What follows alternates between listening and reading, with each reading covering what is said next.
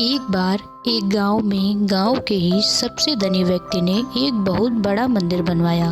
मंदिर जब बन के तैयार हुआ तो बहुत से दर्शनार्थी मंदिर में दर्शन लाभ के लिए पहुंचने लगे।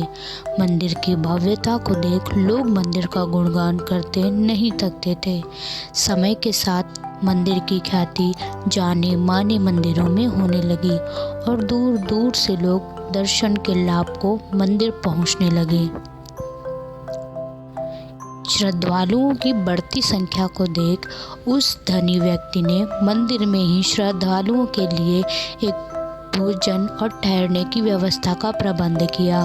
लेकिन जल्द ही उन्हें एक ऐसी व्यक्ति की आवश्यकता हुई जो मंदिर में इन सभी व्यवस्थाओं की देखरेख करे और मंदिर की व्यवस्था बनाए रखे। अगले ही दिन उसने मंदिर के बाहर एक व्यवस्थापक के लिए नोटिस लगा दिया। नोटिस को देख कई लोग उस धनी व्यक्ति के पास आने लगे। लोगों को पता था कि यदि मंदिर में व्यवस्थापक का काम मिल जाएगा तो वेतन भी बहुत अच्छा मिलेगा। लेकिन वह धनी व्यक्ति सभी से मिलने के बाद उन्हें लौटा देता था और सभी से यही कहता था कि मुझे इस कार्य के लिए एक योग्य व्यक्ति चाहिए जो मंदिर की सही से देखरेख कर सके। बहुत से लोग लौटाए जाने पर उस धनी पुरुष को मन ही मन गालियां देते। कुछ लोग उसे मूर्ख और पागल भी कह देते थे, लेकिन वह किसी की बात पर ध्यान नहीं देता और मंदिर के व्यवस्थापक के लिए एक धनी व्यक्ति की खोज में लगा रहता। वो व्यक्ति रोज सुबह अपने घर की छत पर बैठकर मंदिर में आने जाने वाले दर्शनार्थियों को देखा करता। एक दिन एक बहुत ही गरीब व्यक्ति मंदिर में भगवान के दर्शन को आया।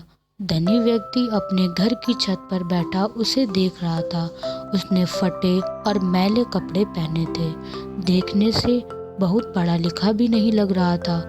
जब वह भगवान का दर्शन करने जाने लगा तो उस धनी व्यक्ति ने उसे अपने पास बुलाया और कहा, क्या आप इस मंदिर की व्यवस्था संभालने का काम करेंगे?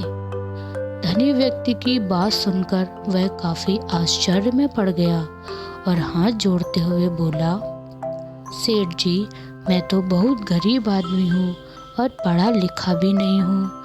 इतने बड़े मंदिर का प्रबंधन मैं कैसे संभाल सकता हूँ? धनी व्यक्ति ने मुस्कुराते हुए कहा, मुझे मंदिर की व्यवस्था के लिए कोई विद्वान पुरुष नहीं चाहिए। मैं तो किसी योग्य व्यक्ति को इस मंदिर के प्रबंधन का काम सौंपना चाहता हूँ। लेकिन इन सब श्रद्धालुओं में आपने मुझे ही योग्य व्यक्ति क्यों माना? उसने आश्चर्य से पूछा। धनी व्यक्ति बोला, मैं जानता हूँ कि आप एक योग्य व्यक्ति हैं। मंदिर के रास्ते में मैंने कई दिनों से एक ईंट का टुकड़ा गाड़ा था जिसका एक कोना ऊपर की ओर निकल आया था। मैं कई दिनों से देख रहा था कि उस ईंट के टुकड़े से कई लोगों को ठोकर लगती थी और कई लोग उस ईंट के टुकड़े से ठोकर खाकर गिर भी जाते थे। लेकिन किसी ने भी उस ईंट के टुकड़े का वहां से हटाने का नहीं सोचा। आपको उस ईंट के टुकड़े से ठोकर नहीं लगी, लेकिन फिर भी आपने उसे देखकर वहां से हटाने की सोची।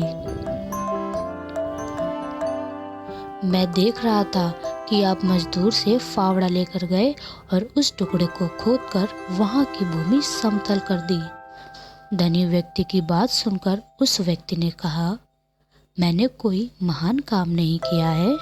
दूसरों के बारे में सोचना और रास्ते में आने वाली दुविधाओं को दूर करना तो हर मनुष्य का कर्तव्य होता है।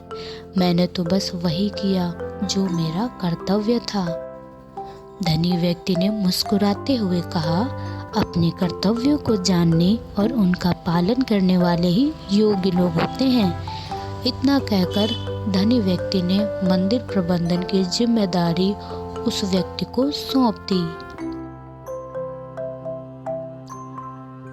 दोस्तों, कोई हमें नहीं देख रहा हो तो भी हमें अपने कर्तव्य नहीं भूलने चाहिए।